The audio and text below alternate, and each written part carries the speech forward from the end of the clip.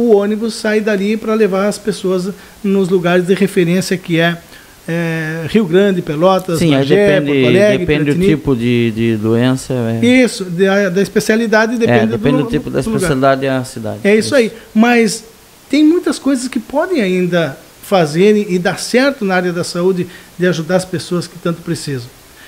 Outro exemplo que eu vou te dar, eu me lembro que o próprio prefeito Wellington, antes de ser prefeito, ele falou que o dia que ele fosse gestor público, que em cada unidade básica de saúde teria um ginecologista e um pediátrico, atendendo todos os dias.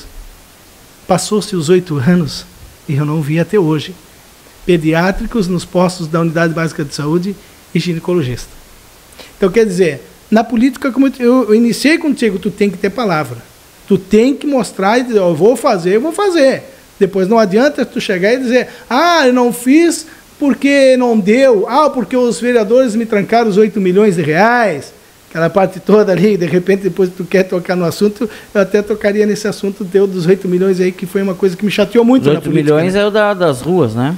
Isso aí, isso me chateou muito. Então, é isso aí que eu te digo, quando a gente vai, um prefeito, um vereador que é eleito pelo povo, que o salário deles é pago pelo povo, o povo diz assim, vamos votar no Luciano, porque a gente confia no Luciano para administrar o dinheiro de Santa Vitória. A prefeitura não é do prefeito, a Câmara de Vereadores não é dos vereadores, é para fazer políticas voltadas para a nossa comunidade.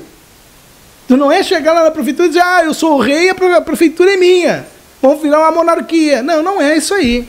A prefeitura é para o quê? Para administrar para a nossa comunidade, para que as pessoas cheguem nos postos de saúde e tenham os médicos, para que as pessoas cheguem na farmácia de saúde e tenham o medicamento, para que as pessoas cheguem na unidade básica de saúde e tenham o profissional médico para poder atender essa pessoa. É isso aí que as pessoas querem que sejam assistidas, que elas cheguem ali e tenham, Luciano, o encaminhamento, que tenham a consulta. É isso aí que as pessoas querem. E às vezes, nem é tudo isso, Luciano. Às vezes as pessoas chegam ali fragilizadas, depressivas, e quando o médico fala com elas, que começa a conversar com elas, já se sente melhor, elas já se sentem melhor.